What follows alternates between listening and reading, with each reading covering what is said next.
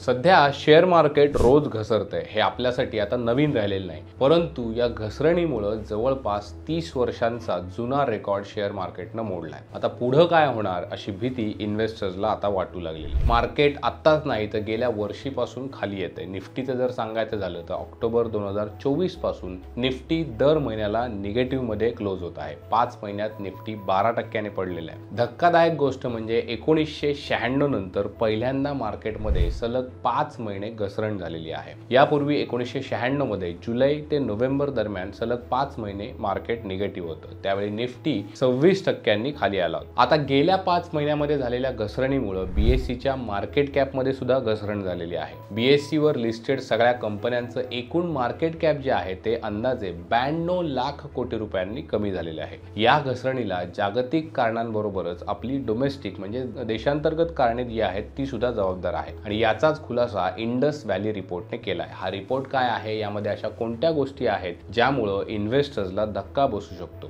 सविस्तर जाणून घेऊयात या व्हिडिओमध्ये। परंतु त्या अगोदर तुम्ही अजूनही पैसा पाणीला सबस्क्राइब केलं नसेल तर आत्ताच एक 2 सेकंद वेळ काढा आणि सबस्क्राइब बटनवर क्लिक करा। कोणत्याही देशाचं शेअर मार्केट इकॉनॉमीच्या मूलभूत गोष्टींवर अवलंबून असतं। जेव्हा इकॉनॉमी चांगली असते तेव्हा कंपन्यांच्या मालाची विक्री होते। माल विकला गेला तर कंपन्यांना फायदा होतो आणि हा फायदा जो आहे किंवा नफा जो आहे तो जर वाढत गेला तर शेअर्सच्या किमती वाढतील, कारण तुम्ही त्या कंपनीचे शेअर होल्डर्स आहात। ती कंपनी नफा कमावत आहे। डिसेंबर मध्ये जाहीर झालेल्या निकालांमध्ये कंपन्यांचा नफा जो आहे त्यात 8% वाढ झाली। गेल्या वर्षी हीच वाढ 15% होती। कंपन्यांची विक्री वाढत नाहीये हे यामागचं प्रमुख कारण आहे। एकूण जर चित्र पाहिलं तर सप्टेंबर 2024 मध्ये 3400 कंपन्यांच्या विक्रीमध्ये फक्त 1.2% वाढ झाली। ही वाढ महागाई दरापेक्षा कमी आहे। आता आपण पाहिलेल्या आकडेवारीच्या मुळाशी इकॉनॉमीचं सत्य आहे जे इंडस व्हॅली रिपोर्टने मांडलेलं आहे। हा रिपोर्ट काय सांगतो तर देशातील सुमारे 100 कोटी लोकांकडे म्हणजे 90% लोक त्यांच्या इच्छेनुसार खर्च करू शकत नाहीत। त्याच वेळी देशातील केवळ 10% लोक म्हणजे 13 ते 14 कोटी लोक जे आहेत, जी टोटल संख्या मेक्सिको देशाच्या संपूर्ण लोकसंख्ये एवढी आहे, तेच लोक देशाची इकॉनॉमी चालवतात, कारण हेच लोक सगळ्यात जास्त खर्च करतात आणि देशाच्या प्रगतीमध्ये याच लोकांचं योगदान जास्त आहे। आणखी एक धक्कादायक गोष्ट इंडस व्हॅली रिपोर्ट मध्ये सांगितलेली आहे ती म्हणजे देशातील सगळ्यात वरचे 10% श्रीमंत लोक जे आहेत ते देशाच्या 57.7% उत्पन्नावर नियंत्रण ठेवतात। तळातील 50% लोकांचा वाटा 22.2%वरनं 15%वर कमी झालेला आहे। श्रीमंत लोक अधिक श्रीमंत होत जरी असले तरी त्यांची संख्या जी आहे ती मात्र वाढत नाहीये असा हा रिपोर्ट सांगतो। याचा अर्थ जे आधीच श्रीमंत आहेत ते अजून श्रीमंत होत आहेत, अजून पैसे कमवत आहेत, मात्र त्यांच्या बरोबरीनं श्रीमंतांच्या लिस्टमध्ये नवीन लोक येत नाहीत। याशिवाय देशातील 30 कोटी लोक असे आहेत ज्यांनी नुकताच खर्च करायला थोडीफार सुरुवात केलेली आहे। अलीकडच्या काळामध्ये लोकांची खर्च करण्याची क्षमता काही प्रमाणात कमी झालेली आहे। त्यांची बचत जी आहे ती सुद्धा झपाट्यानं कमी होतीये आणि कर्जाचा बोजा जो आहे तो मात्र वाढतोय।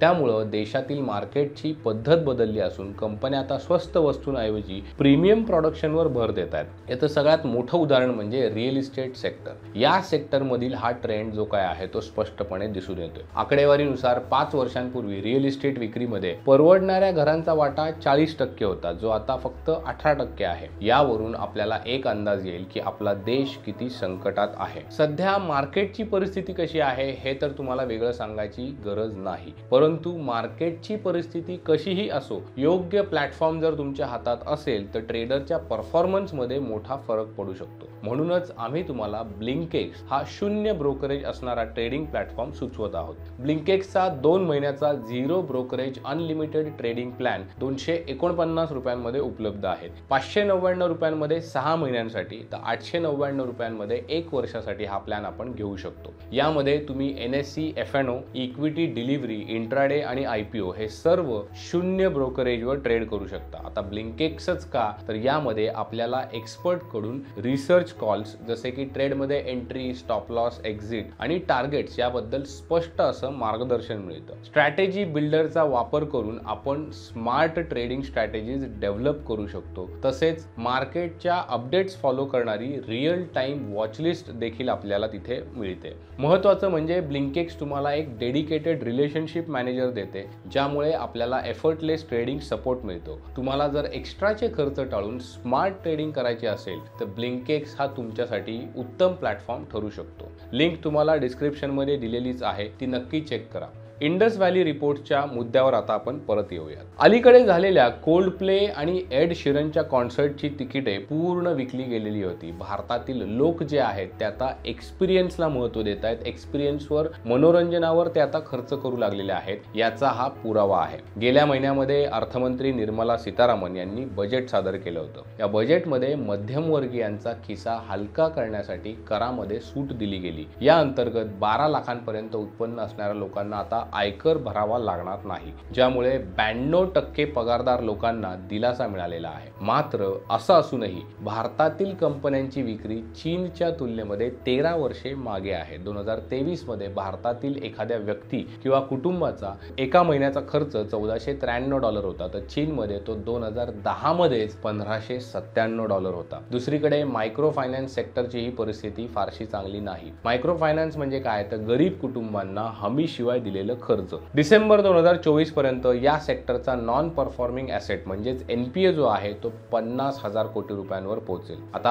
हा आजपर्यंतचा रेकॉर्ड आहे। NPA म्हणजे अशी कर्ज ज्याची परतफेड करण्यासाठी लोक सक्षम नाहीत। बँकांकडून सहजासहजी कर्ज मिळत नसल्यानं गरीब लोक मायक्रो फायनान्स मधून सुद्धा छोटी कर्ज घेतात, परंतु आता कर्ज फेडण्याची त्यांची जी शक्ती आहे, त्यांची जी कॅपॅसिटी आहे ती कमी होती। आकडेवारीनुसार 91 ते 180 दिवसांची थकबाकी असलेली कर्जे एकूण थकबाकीच्या 3.3% आहेत। 180 दिवसांपेक्षा जास्त काळ थकीत असलेली कर्जे 9.7% आहेत। आता अशी सगळी आकडेवारी पाहिल्यानंतर शेअर मार्केट का कोसळतंय हे आपल्या देखील लक्षात आलं असेलच। तर मित्रांनो, शेअर मार्केट मधली घसरण ही केवळ एका दिवसाची नाही किंवा एका महिन्याची घटना नाहीये, तर मोठ्या इकॉनॉमीच्या प्रवाहाचा हा भाग आहे। मार्केट सुधारण्यासाठी आणि देशाच्या इकॉनॉमीला पुन्हा बळकटी देण्यासाठी रोजगार निर्मिती, लोकांचे उत्पन्न वाढवणे आणि आर्थिक समतोल राखणं हे अतिशय गरजेचं आहे। जर भारताला 2047 पर्यंत खऱ्या अर्थानं विकसित राष्ट्र बनायचं असेल, तर केवळ श्रीमंत अधिक श्रीमंत होण्याऐवजी सर्वसामान्य लोकांची आर्थिक स्थिती तुम्हाला सुधारावी लागेल। रोजगार वाढले, उत्पन्न वाढले आणि खर्च करण्याची क्षमता वाढली तरच मार्केटमध्ये एक प्रकारची स्थिरता येऊ शकेल। शेवटी मार्केटमधील चढ उतार हे कायम राहतील, परंतु लॉंग टर्म मध्ये जर तुम्ही विचार केला तर आपल्याला इन्व्हेस्टमेंटसाठी योग्य प्लॅनिंग करणं किती महत्त्वाचं आहे हे तुम्हाला लक्षात येईल। बाकी हा व्हिडिओ तुम्हाला कसा वाटला यावर तुमचं मत कमेंट्समध्ये आम्हाला नक्की कळवा। अर्थविश्वातील अजून अशाच अपडेटसाठी पैसा पाणीला सबस्क्राईब करा आणि बेल आयकॉन नक्की दाबा, जेणेकरून पुढील महत्त्वाच्या अपडेट्स ज्या आहेत त्या तुम्हाला मिस केल्या जाणार नाहीत। भेटूयात पुढच्या व्हिडिओमध्ये, तोपर्यंत पाहत राहा पैसा पाणी।